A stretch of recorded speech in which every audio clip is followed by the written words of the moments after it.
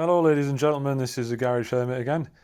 Today I have been mostly trying to get a chain adjuster bolt out the swing arm on my BMW F800 GS. I made a few mistakes as I've been doing it, simple stuff that I should have clocked.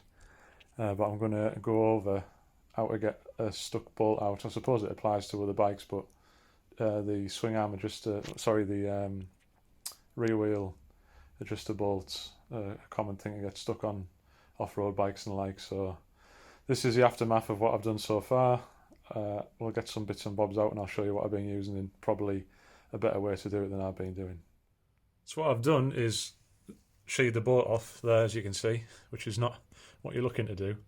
I did spend the last 2 days or so soaking it with it's just a rip-off WD-40, but same sort of stuff. And then I applied loads of heat with a heat gun around the swing arm just here to try and free it off, because heat always works. And what I didn't realise, which I need to point out, is the F800 has this steel insert. So when I was putting heat on, that steel insert was soaking up all the heat basically, and it wasn't getting to this little bit here, which is where we need the heat to go. I've already punched the centre of the bolt, which is what you should do. If you sheathed a bolt and you want to try and get out, punch it, centre it, and then we can get a drill bit in there and start drilling on it. What I did come across is you have a problem with drills on swing arm ends like this, is you can't get a straight line to it because it fouls the end of the swing arm. You end up having to go in at an angle. So I've come up with a genius idea of getting some hex drive drill bits, and then I can use a socket extension to give me the reach I need, hopefully to drill a hole nice and centre. In an ideal world, I'd get a left hand drill bit, and as it's drilling leftwise, normally what happens is a vibration in the heat will loosen that and bring it out with the drilling action.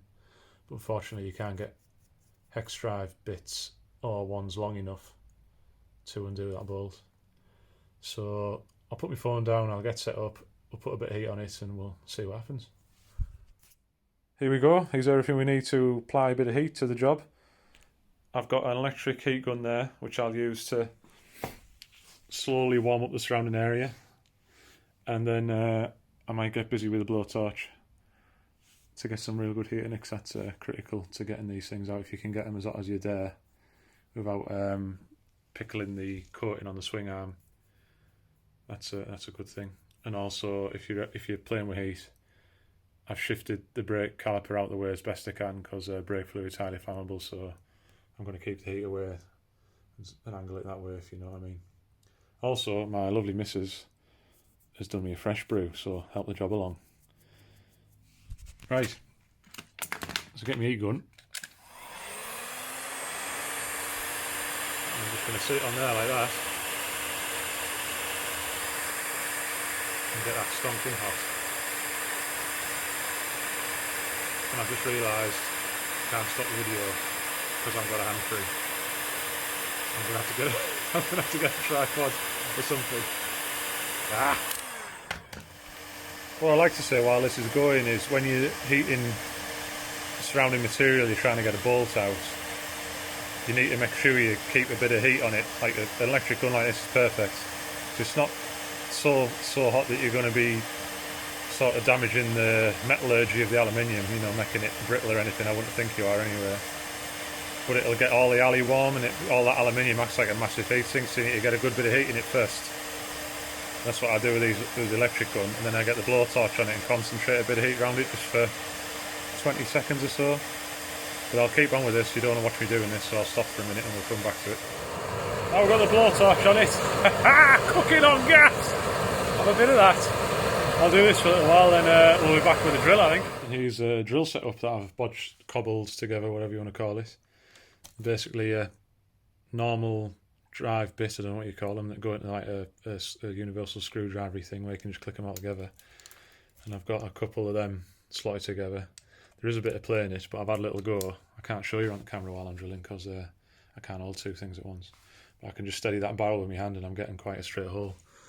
I'm starting to drill. I start with a smaller hole. I've got a 3mm hole in there, and then I'm going up to 5 with this, and then I'm going to get the extractor on it. So wish me luck. I'll be back in a minute. Right, I'm a fair way through. I've been spraying it with that WD-40 to keep it lubed up as I'm going, and I think I'm getting away with it. I'll come back to you again. Okay, I've been fighting with this now for about 10 minutes off camera, and I've got to the point where this easy out, or whatever you want to call them, these stud extractors, is, I don't know if you can see it, I'm pulling on it so hard that it's starting to twist, and I've had it happen before where it'll go so far and then that sheaves off, and then you end up with a lump of this stuck in, and the metal that these are made of is hard as a hobs of hell. So I'm going to stop there. I'm going to drill this right out, and then I've got one of these kits so I can rethread it. The name of them completely escapes me at the moment. I'm sure when I get back to you I'll remember. See you in a bit. So now I've moved on to the helicoil kit because I've remembered what it is, and I've already used the I think it's an 8.3mm bit to drill out that hole, and I'm working this tap through, and I'll be able to put helicoil in, and I'll have a nice steel lined M8 hole to use, and hopefully with a bit of copper slip it won't seize again. I'll finish winding this in, and we'll see how we go. I am using one of them, I think they're called the Gator grips, the posh name for them, but this is highly expensive Aldi Work Zone special, and it's just perfect for driving these in if you haven't got the room to get a spanner on the end of them, or like a tap driver. So good little bit of kit then. See you in a bit. And there we have it. Bit of sweat and toil. Managed to get one of these in. There you go. Nice fresh balls. Just screws in nice and easy. There we go, my chain adjuster's sorted. Just got to put my plate back on and put the wheel back in, and Bob's your uncle. So if you have trouble with these in future, you can use my honky tonk method of bolting loads of drill bits together. Works a treat for me. I'm going to enjoy my cup of tea and put stuff back together. See you again next time.